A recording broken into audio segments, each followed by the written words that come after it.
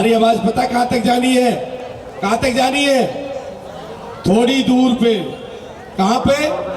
जो एक भ्रष्टाचारी टिकट खरीद खरीद के पार्टियां बदल बदल के इस क्षेत्र को बर्बाद करने वाले उन तक पहुंचो। बोलो भारत माता की, भारतीय जनता पार्टी, भारतीय जनता पार्टी।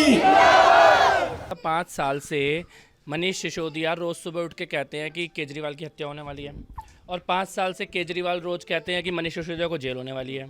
एक आदमी कह रहा है तेरी हत्या होगी, दूसरा कह रहा है तुझे जेल होगी। मैं कह रहा हूँ तुम दोनों को एक दूसरे से इतनी नफरत है तो तलाक ले लो।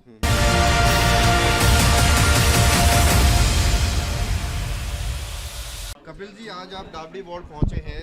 यहाँ विनय चौहान जी के लिए कैसे आप किन शब्दों में वोट की अपील करेंगे? आपने यहाँ देखा है, माहौल को समझा है, क्या कहना चाहेंगे? नहीं, मैं केवल इतना कहना चाहता हूँ कि जो परिवार सुख में दुख में हमेशा आपके साथ रहे, जिसने कोरोना के काल में अपने प्राणों की परवाह के करे बगैर आपकी सेवा की है, जांचे हुए हैं, परखे हुए हैं। और दिल्ली में निगम पार्षद बहुत हैं, लेकिन ऐसे बहुत कम निगम पार्षद हैं जो आत्मविश्वास के साथ ये कह सकते हैं कि मैंने किसी का एक पैसा भी नहीं लिया होगा और दोबारा वोट मांगने का कॉन्फिडेंस है। उस परिवार को भारतीय जनता पार्टी ने जनता के बीच में उतारा है, और इस वक्त दिल्ली की जनता 4 तारीख को केजरीवाल के हर एक झूठ और पाप का हिसाब किताब करने वाली है। एक सुयोग्य उम्मीदवार को चुन कर भेजने वाले हैं सदन में। तो मैं यही निवेदन करना चाहता हूं कि भारी बहुमत से विनय जी को जिताकर सदन में भेजिए। आम आदमी पार्टी का शीर्ष नेतृत्व कह रहा है कि जो है केजरीवाल को मरवाने की साजिश चल रही है, बीजेपी साजिश कर रही है, और बीजेपी से मनोज तिवारी कहते हैं कि मनीष सिसोदिया को मरवाने की साजिश चल रही है। ये क्या खेल चल रहा है? आप मेरे को एक बात बताओ भाई साहब, 5 साल से मनीष सिसोदिया रोज सुबह उठ के कहते हैं कि केजरीवाल की हत्या होने वाली है, और 5 साल से केजरीवाल रोज कहते हैं कि मनीष सिसोदिया को जेल होने वाली है। एक आदमी कह रहा है तेरी हत्या होगी, दूसरा कह रहा है तुझे जेल होगी। मैं कह रहा हूँ तुम दोनों को एक दूसरे से इतनी नफरत है तो तलाक ले लो। सर क्या लगता है कितनी सीटें आने वाली हैं? क्योंकि अरविंद भारतीय जनता पार्टी लेकिन की अरविंद 180 केजरीवाल ने एक सीटें प्रेस आने कॉन्फ्रेंस में कहते हैं कि 20 सीटें से ज्यादा नहीं लिख के दे सकता हूँ। ये अरविंद केजरीवाल दिल्ली को भी जानते नहीं है, ना समझते हैं। 2 बार उनकी बेशक सरकार बनी है, लेकिन दिल्ली की जनता से जुड़े नहीं है। नगर निगम का परिणाम इस बात को साबित गारंटी कार्ड वर्सेस वचन पत्र, ये जनता के सामने केजरीवाल की गारंटी मतलब गंजा बाल उगाने का तेल बेच रहा है। अच्छा, कूड़े के पहाड़ की गाड़ी ले घूम रहे हैं वो लोग, उसको नहीं, कैसे वो सही बिल्कुल करेंगे? सही बात है, वो अपनी सेल्फी है वो उनकी। सर एक चुनाव 3 दिन लगभग हैं, चुनाव प्रचार कर रहे हैं सभी मंत्री, सभी नेता, सभी अध्यक्ष, राष्ट्रीय अध्यक्ष तक यहाँ पर आ रहे हैं।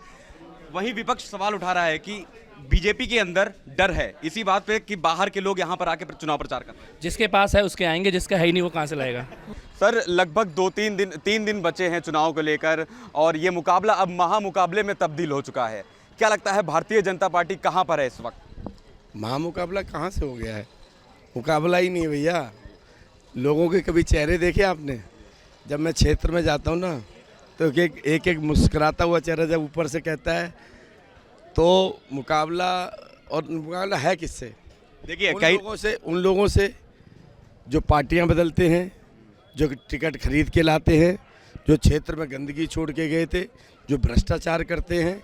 और मैंने एक ईमानदारी से काम किया है, मैंने क्षेत्र को सुंदर बनाया है, फंड के अभाव में मैंने काम किए। टूटी रोड है, और देखो हमारे विधायक जी तो मतलब एक सोच उनकी, मुझे मानसिकता पे भी अब तो तरस आता है कि कल वो दाबड़ी गांव में एक एस्टीमेट की कोई वो पर्ची दिखा रहे हैं उनको कि मैंने निगम को पैसा दिया है। तो जब मैंने पूछा कब दिया है तो पता चला कि मार्च में दिया है। वो मार्च में तो हमारा कार्यकाल ख़त्म हो गया था कि निगम नहीं बनवाया। अरे भैया, कुछ बोलने से पहले झूठ बोलो। केजरीवाल ऐसे ऐसे दे, तुम तो पेपर पूरे देने के बाद झूठ बोल रहे हो, उसमें तो पकड़े जाओगे ना। मार्च में मेरा कार्यकाल ख़त्म हो गया और वो कह रहे शमशान घाट मैंने नहीं बनने दिया। कैसे कैसे लोग हैं भाई, तरस आता है इन लोगों पे कि भैया बोलने से पहले, पर्चे देने से पहले पता तो रखो कि आप कर क्या रहे हो। तो जनता सब जान गई, इसलिए मुकाबला महामा नहीं है, मुकाबला ही नहीं है भैया। तो आपने जैसे कहा कि महामुकाबला नहीं है, लेकिन अरविंद केजरीवाल प्रेस कॉन्फ्रेंस कर रहे हैं, वहाँ पर बोल रहे हैं कि बीजेपी की 20 से ज़्यादा सीटें नहीं आएंगी। बोल रहे हैं लिखित में दे सकता हूँ। तो झूठे आदमी कुछ भी लिख के दे देते हैं। कल यहाँ क्यों नहीं? भारतीय जनता पार्टी के छोटे से कार्यकर्ता के अगेंस्ट यहाँ आना था, वो डर गए कि ये सीट हार रहे हैं, यहाँ चले गए तो बदनामी हो जाएगी, कि लिखित में दे रहे हैं ना, सीटें जीत रही बीजेपी, इसलिए वो यहाँ पे अपनी सभा रद्द कर गए कल। जैसा कि चुनावी माहौल है, एमसीडी के चुनाव आने वाले हैं, लोग यहाँ पर चुनाव प्रचार कर रहे हैं। आम आदमी पार्टी एक और आरोप लगा रही है, कह रही है कि बाहर से मुख्यमंत्री आ रहे हैं, अलग अलग राज्य से मुख्यमंत्री आ रहे हैं। क्या बीजेपी के अंदर कोई डर है जो जिस तरीके से बाहर से लोगों को बुलाना पड़ रहा है? इनका मुख्यमंत्री वहाँ क्यों जा रहा है? क्यों जा रहे हैं हिमाचल में और वहाँ पे गुजरात में?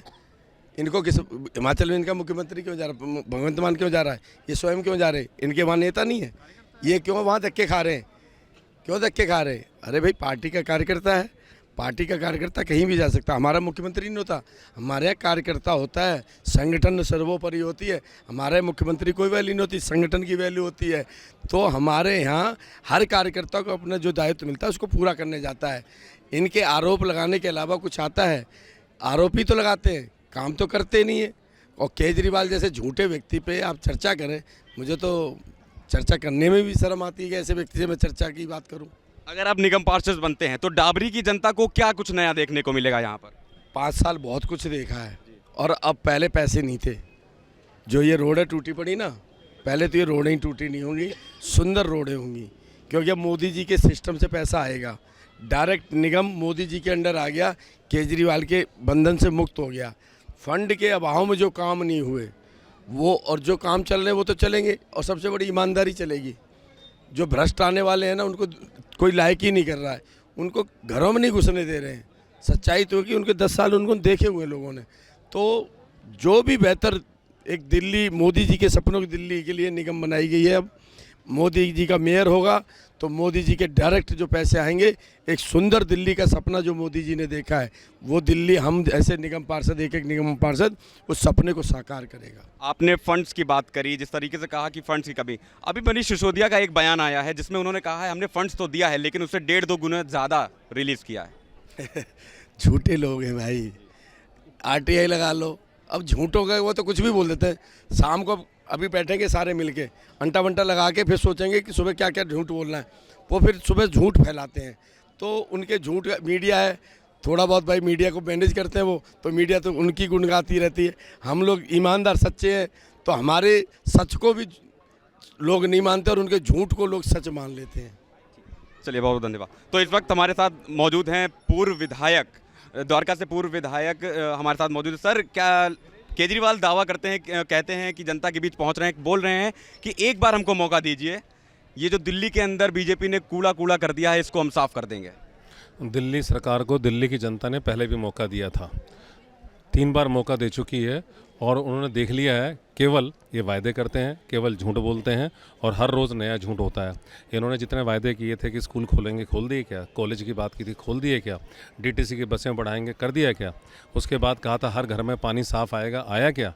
यमुना साफ़ कर देंगे, हुई क्या? ये दिल्ली की कितनी गंदी हवा है, हर बार ये समस्या पता, सरकार क्या कदम उठा रही है? तो ये सब वायदे कब तक चलेंगे? खोखले विज्ञापन, हमारा इलाका यहाँ पूरा खड़ा खुदा हुआ है, इस इलाके के अंदर सारा जगह जगह इनके विज्ञापन आते हैं, हम सीवर का डाल रहे हैं, इस कॉलोनी में डाल रहे हैं, वहाँ डाल रहे हैं। मैं इस विधानसभा की बात करूँ, मैंने 100 करोड़ की लागत से यहाँ मंजूर कराई थी सीवर की योजना, जिसके अंदर सीवर भी डलने थे और सड़कें भी डलनी थी। यहाँ से जो एमएलए हैं 3 साल से वो ये काम नहीं करा पाए, इससे पहले वाले एमएलए नहीं करा पाए। तो काम करने में तो ये काम ही नहीं करते, ना इनका मुखिया काम करने में यकीन करता, ना इस पार्टी से जुड़े लोग काम करते हैं। ये तो प्रचार करने में यकीन करते हैं, विज्ञापन करने में यकीन करते हैं। यही इनकी सच्चाई है, और जनता जागरूक हो चुकी है, जनता समझ रही है। अब 4 तारीख को वोट करेगी, इनको पता लग जाएगा, सफाया हो जाएगा, इनका बिल्कुल ही एक्सपोज हो चुके हैं अब ये। केजरीवाल सरकार बोलती है कि हमने सब पे काम किया, शिक्षा मॉडल हो गया, स्वास्थ्य मॉडल हो गया, सब पे काम किया है, और वर्ल्ड लेवल क्लास पे हमने स्कूल्स बना दिए हैं। क्या ये सच्चाई है? 2 स्कूलों को बढ़िया करके, 1 स्कूलों को बढ़िया करके, मेक ओवर करके, और उसके बाद उसी की फ़ोटो छापते रहो, और उसके बाद कहें शिक्षा में हमने क्रांति ले आए हैं, हमारा वर्ल्ड क्लास जो है एजुकेशन मॉडल हो गया, शिक्षा मॉडल हो गया, उससे क्या बात होगी? कब तक ऐसे झूठ बोलेंगे? सिसोदिया पर एक आरोप लगा था, शराब घोटाले को लेकर आरोप लगे थे, कई आरोप लगे थे, चार्जशीट में अभी उनका नाम नहीं आया, तो सर विपक्ष सवाल उठा रहा है, कह रहा है कि झूठे फालतू में फंसाने की कोशिश की जा रही है। ये सारे लोग बेईमान हैं, ये सारे लोग झूठे हैं, और सारे सबके तार एक दूसरे से जुड़े हुए हैं। अभी एक अंदर गया है, इसके बाद दूसरा अंदर जाएगा, फिर तीसरा अंदर जाएगा, बच नहीं सकते, बिल्कुल नहीं बच सकते। जैसा कि आप इस विधानसभा के विधायक रह चुके हैं पहले, क्या लगता है क्या मुख्य समस्याएं हैं, और यहाँ पे निगम पार्षद बनने के बाद ये सारी समस्याओं का हल होना चाहिए? देखिए, अब जैसे कि दिल्ली नगर निगम जो है 1 हो गई है, पहले 3 थी, और अब फंड जो है केजरीवाल सरकार के माध्यम से नहीं आएगा। उसका मकसद, केजरीवाल सरकार का मकसद यही था, इनके फंड रोको, काम रुकेंगे, इनको बदनाम करो, यही मकसद था चुनाव के अंदर। अब दिल्ली के अंदर 1 नगर निगम बनेगी, सेंटर से पैसा डायरेक्ट आएगा, ज़्यादा से ज़्यादा लोग हमारे यहाँ काम करा सकेंगे निगम पार्षद, ऐसा मैं उम्मीद करता हूँ। और ये जो फंड है विकास के काम में लगेगा। और हमारे यहाँ पार्टी ने जिनको टिकट दिया सब लोग मेहनती हैं, काम करने वाले हैं। और बीजेपी वाले जब लोग जीत करके आते हैं तो काम करते हैं, काम करने में यकीन करते हैं।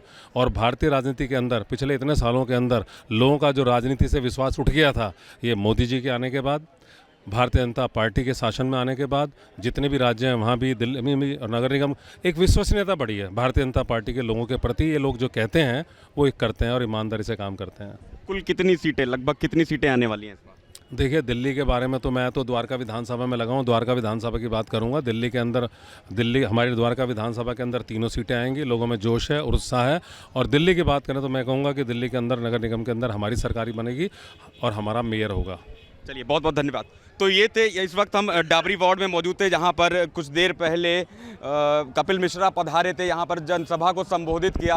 साफ तौर पर विजुअल्स में, वीडियो में दिखा सकते हैं किस तरीके से जनसभा को संबोधित करते हुए जय श्री राम के नारे लगातार लगाए जा रहे थे। और जनसभा जब संबोधित की जा रही थी, कई सारे मुद्दे वहाँ पर कपिल मिश्रा ने उठाए और उनके साथ मंच पर विनय मिश्रा खुद मौजूद थे, जो कि इस बार विनय चौहान खुद मौजूद थे वहाँ पर। उनके साथ पूर्व विधायक द्वारका विधानसभा से पूर्व विधायक यहाँ पर मौजूद थे और कई सारे मुद्दों पर, चर्चों पर बातें हुई।